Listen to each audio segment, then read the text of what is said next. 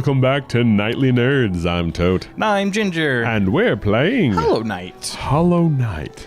And it's pretty weird. Like it hasn't been too long since we played. Yeah. But this is Tisso. He's a reoccurring NPC. So there's like, I think there's 4 or 5 reoccurring NPCs that are based off of like big end game bosses we deal with. Okay. And they have a storyline attached to them relating to that boss. And so this is one of them, Tisso. Yeah, pale thing, you wear that. He's now. no Tote the Mighty, though. We actually, there's an expansion with Zote the Mighty I have not done yet, so it'll be interesting to do. But we have to encounter him in 3 different times. We have to encounter him. Alright, so that's Tisso. But yeah, so like last time I believe we beat the Mantis Lords, and I got my wall jump, and then I died. I believe that's all. And it's only been like a couple weeks since we've recorded this. Yeah. And it just kind of baffles me that I've forgotten that much already. Well, yeah, I completely forgot, too. Well, we're doing like 3 series at once. It's going to happen. Yeah. Okay, so. Like, isn't this a part when we met Frog and then we saved Marl? Yeah. For those that don't know, if it most likely will come out before this. But we've been recording Chrono Trigger and we've been loving it. I'm loving it. I was so happy to record it. I don't know, when we got done, I was just like, that was fun. I was hyped to go for another like 4 episodes. Yeah, totally. It's like one of those nostalgic goodnesses that's just like, oh yeah, I know I could play this for like 12 hours. Yeah, easily straight. That's what I used to do back in the day with it. Okay, so I'm gonna go get my soul back because I also want to get this particular expansion started.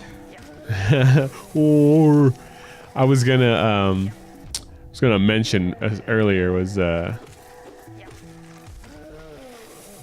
I just watched the Ted Bundy movie that Zac Efron did. Extremely wicked, shockingly evil, and vile, or something like that. The one on Netflix? It's on Netflix, yes. It was pretty good. I wasn't expecting it to be that great. I remember hearing mixed things about it. Especially after watching the actual Ted Bundy, the TED tapes. Yeah. The actual little documentary they did on Netflix. Because, you know, they can take a lot of dramatic license, but they actually were pretty accurate, I thought. The only thing they did do is they made him super charismatic, which he kind of was, but I think it gets overblown how charismatic he was. Yeah. Like, people with a lot of charisma have a lot of control, and, like, especially can be, like, a bit of, like, psychotic, what's the word I'm looking for? Narcissistic kind of, people that can end up going south very quickly if they don't have anyone to keep them in check. Well, yeah, I mean, he was a broken person in some way. They did some things that were kind of interesting, like how he refused to admit to certain people that he did anything, and it was just really weird. Like, his mother totally was in denial, so I learned that from watching the documentaries on him. I've watched more than one on him before, but no, it was just an interesting. Like, I mean, so like they only made him a little more charismatic than he really was, but they also did show how, like, in his trial he would do things to get the people in the gallery on his side, people watching. Oh yeah. But like he didn't realize that that's not how law works. No. So he would do this thing and make his point. People would be like, yeah, all these women who came to see him because they're insane, and the judge is like, okay, whatever, sit down, because that's not how this works. Speaking of how court works, there's a channel called Legal Eagle. Legal Eagle. Yeah, and he totally does not need any help from us because he's already massive. Oh, you better heal up some. I can't. Oh, you have no juice. I have some, but I need to get more. There you have a little juice. Yeah, this guy definitely doesn't need any help from us, but he does. He's a lawyer who does kind of like reviews of legal TV dramas and movies, and just kind of reacts or explains how it really works in real court. Yeah.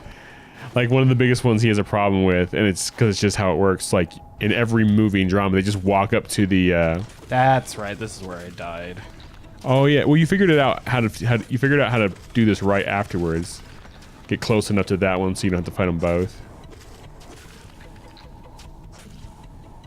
But excuse me.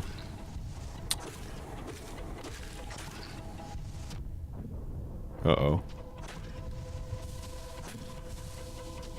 Anyways, You kidding me? but the one that drives him crazy the most is the space between where council sits, you know, where their desks are, Yeah. and where the judges and the witnesses and the jury off to the side, whatever. That's called the well, and you're like not allowed as a lawyer just to walk into there. Like you have to stand at counsel, and then if you want to walk up there, you have to ask the judge for permission. So his big joke is whenever someone just breaks that rule is, yeah, the bailiff's going to tackle you. You can't just do that. The bailiff will tackle you. Okay, I'm at a safe. And if if not that, if the judge might give you a warning, but if not, if he's already warned you, or if you're an experienced lawyer who's doing that, contempt, you know? So it's kind of, I don't know, I enjoy his channel a lot. I've watched almost every video he has.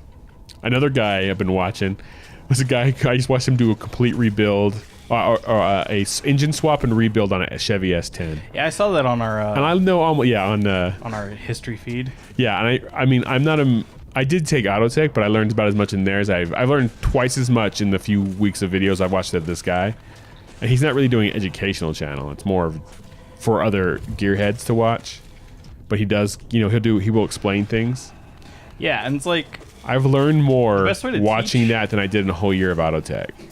like the main reason our Education system, getting on that again. we talk about this quite a lot, but the main reason our education system kind of fails is because they focus on teaching the group versus like you can teach yourself to talk like you're talking to the individual, and then it gives more it gives more like acceptance for that person to speak up and ask a question because it feels like you're talking to them even though you're talking to the group, but as an individual.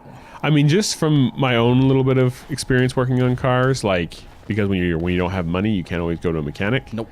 And so my own little experience just from that, I learned way more like watching someone's YouTube video and then applying that to other cars in my life than I ever learned in auto tech. I only took 1 year, and that's why I only took 1 year, because it was a joke.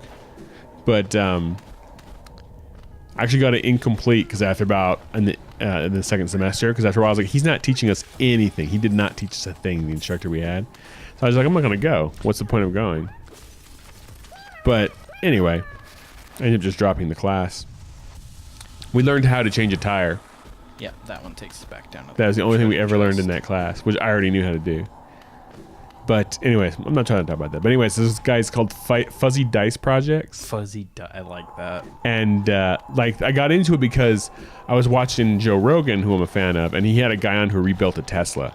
So I went to his channel, and I ended up not enjoying the style. It wasn't him or what he did. I just didn't enjoy the style of his videos. They felt they were a little more vloggy, a little less tech and informative, you know. And like those kind of things kind of work. Like for some people, freaking what's his Phil DeFranco? He has his work really works for his kind of format. It's a vloggy, newsy kind of. This felt more vloggy than anything, so I just didn't enjoy it. I'm not big on vlogs, even though I've sometimes kind of done one. But you're talking to the people. You're not just like telling you what's going on. But like a phone through call. his channel, because his channel's full of gearheads and stuff, people who are into cars.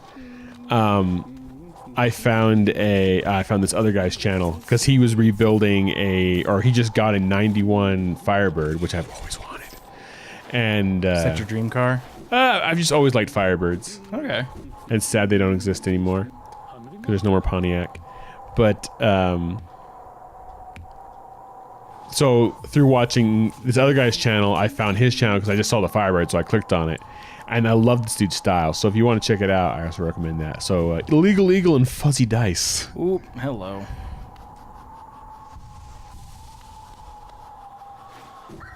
Oh man, this is dangerous. Yes, it is. I'm trying to see if I could possibly navigate it, but nope, doesn't look that way. All right. Well, That'll end this episode. I'll That'll- get back to where we were. Are you sure? Yeah. All right, that'll end this episode of Nightly Nerds. As always, I'm Tote. And I'm Ginger. And we'll catch you guys next time. Bye-bye. Hey, did you like that video? Well, if you did, click the box on the right for another. Click the box on the left for a playlist. Of course, you could always just subscribe by clicking the link in the middle. Come find us on social media. There are links in the description below. Don't be afraid to leave us a comment. Thanks for watching. I'm Tote. I'm Ginger. See you then. Bye.